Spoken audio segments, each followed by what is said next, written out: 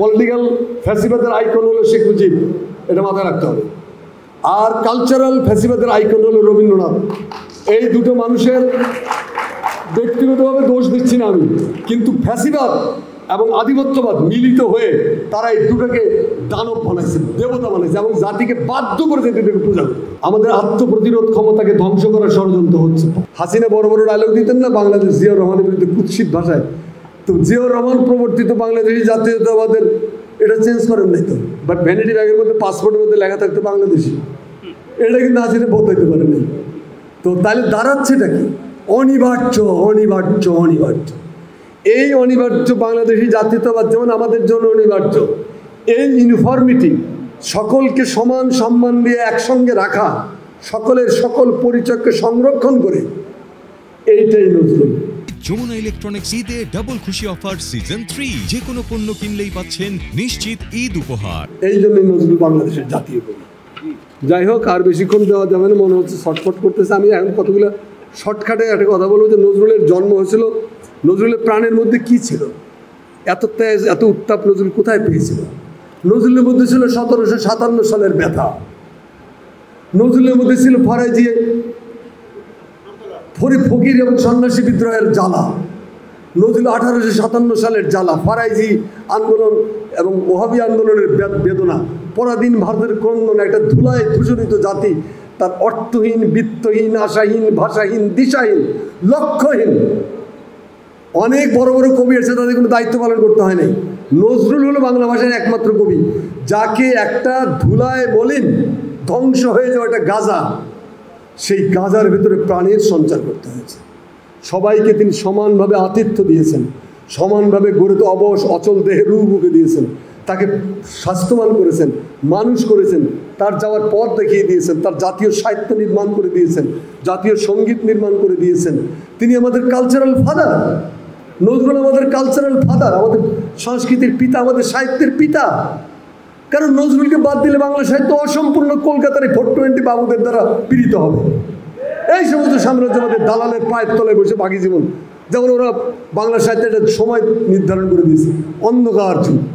এইটা কলকাতার উর্বর মস্তিষ্ক জাত, এটা ডক্টর শহীদুল্লাহ নাকচ করেছে, ইনামুল হক নাকচ করেছে, কাজী মান্নান নাকচ করেছে, দিন মোহাম্মদ নাকচ করেছে, ওয়াকিল আহমদ নাকচ করেছে, সবাই নাকচ, কিন্তু ওরা ধরে রাখছে। কী হয়েছিল? সেনদের 150 বছরে কারা পাহাড়পুর বৌদ্ধবিহার ধ্বংসস্তূপে পরিণত করেছিল, কারা লালমাই বৌদ্ধবিহার ধ্বংসস্তূপে পরিণত করেছিল, কারা বিধান জারি করেছিল, অষ্টাদশ পুরাণানি রামস্য চরিতানি চ ভাষায়ং মানবশ্রুতা রৌরবং নরকং ব্রজেত, কারা বলেছিল? রামের চরিত্র, অষ্টাদশ পুরাণ, এই জাতীয় ধর্মগ্রন্থাদি যারা মানব রচিত, অর্থাৎ বাংলায় চর্চা করবে, বলবে, শুনবে, তাদের ব্যবস্থা হবে রৌরব নরকে, তাদেরকে কল্লা ফালাইয়া রৌরব নরকে পাঠায় দেওয়া হবে। এই বিধান কারা জারি করেছিল? সেনদের দরবার থেকে। বাংলা ভাষা তো কবর দেওয়া হয়েছিল। এই পাহাড়পুর বৌদ্ধবিহার ছিল হেডকোয়ার্টার বাংলা সাহিত্য চর্চার। এর নিচে কত পাণ্ডুলিপি, কত গ্রন্থ ধ্বংস হয়ে গেছে কে জানে। বাংলা ভাষার আদি উচ্চারণ যে চর্যাপদ, তার একটা অক্ষর বাংলাদেশে খুঁজে পাওয়া যায় নাই কেন? এটা তো মুসলমানদের বাংলা আগমনের আগেই ঘটে গেছে। এগুলো জান নিয়ে যে যেদিকে পারছে পালায় চলে গেছে, রাষ্ট্র নিষিদ্ধ করে দিয়েছে। শূদ্র দেখলে কোপাও, বৌদ্ধ দেখলে মেরে ফেলাও। দ্যাট ওয়াজ সেনদের পৈশাচিক শাসন ব্যবস্থা। সেইটার ভক্তের কাবার দেওয়ার জন্য ওই 150 বছরের পা পায় না, এইখানে ভক্তির খিলজির গাড়ি চাপায় দেয়। এবং গোপাল হালদারের মতো এরকম বামপন্থী লেখকও এই সমস্ত সাম্প্রদায়িক ডগমা দ্বারা প্রভাবিত হয়েছে। তো নজরুল এগুলোকে জীবন্ত কবর দিয়েছিলেন।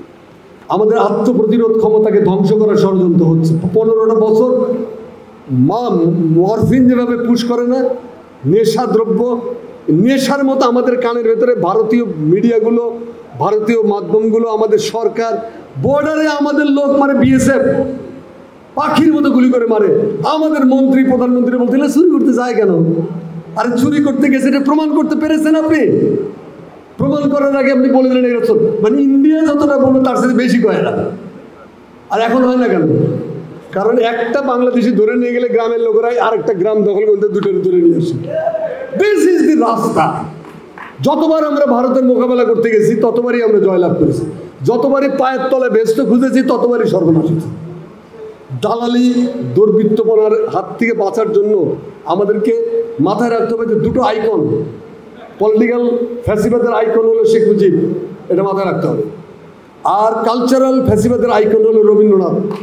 এই দুটো মানুষের ব্যক্তিগতভাবে দোষ দিচ্ছি না আমি, কিন্তু ফ্যাসিবাদ এবং আধিপত্যবাদ মিলিত হয়ে তারা এই দুটোকে দানব বানাইছে, দেবতা বানাইছে এবং জাতিকে বাধ্য করেছে দুটোকে পূজা করতে।